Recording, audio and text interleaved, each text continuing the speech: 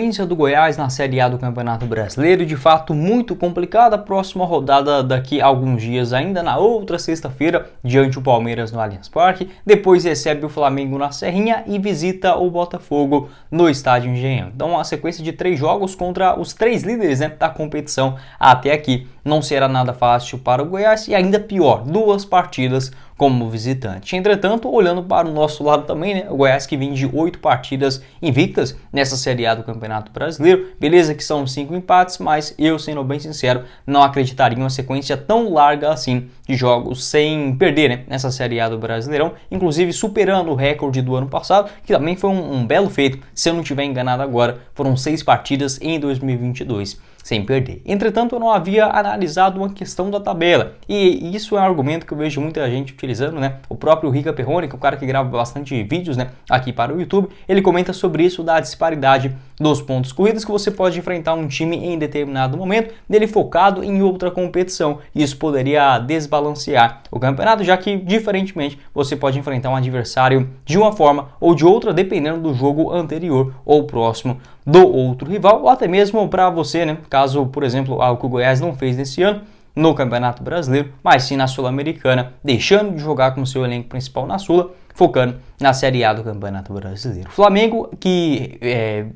visita o primeiro jogo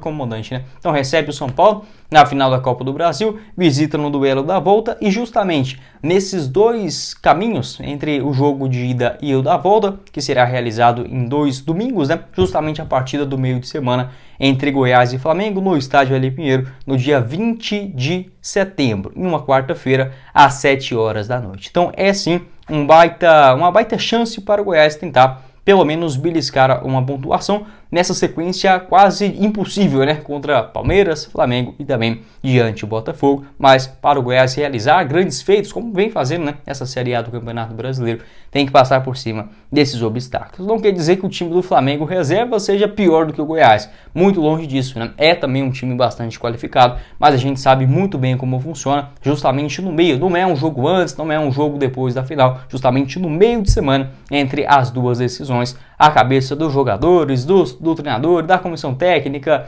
da diretoria está 100% focado na grande decisão, e pode ser sim uma grande chance para o Goiás, que também não terá uma sequência, digamos, de jogos um atrás do outro. Terá pelo menos esse intervalo de 6, 7 dias para preparar e descansar o seu elenco. Pegando aqui uma escalação reserva do Flamengo em uma questão semelhante que aconteceu no jogo da Libertadores, entre o jogo de ida e o da volta contra o Olímpia, o Flamengo escalou um time mesclado diante do Cuiabá e também com bastante qualidade, acabou perdendo aquele jogo na Arena Pantanal por 3-0. Com Matheus Cunha no gol, lateral direita com o Varela, os 2 zagueiros, o Pablo e também o Davi Luiz, lateral esquerda com o Ayrton Lucas, que é um titular. Meio de campo, Vitor Hugo, Thiago Maia e também o Gerson. Lá no ataque, Everton, Cebolinha, Luiz Araújo e também o Pedro. É um baita time, mas como eu falei, só de você não enfrentar o Gabigol, a Arrascaeta e os outros jogadores em geral do Flamengo, o Everton Ribeiro também, nos dias mais focados, já que a atenção estará na Copa do Brasil, acho que o Goiás também tem uma certa vantagem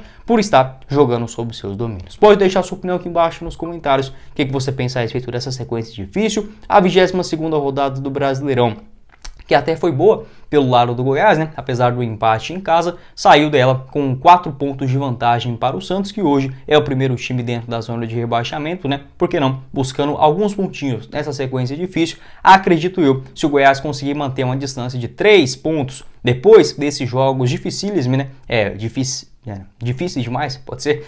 em sequência, contra Palmeiras, também Flamengo e Botafogo, se o Goiás conseguir escapar bem. 3 pontos fora do Z4, acho muito difícil do Verdão ser rebaixado.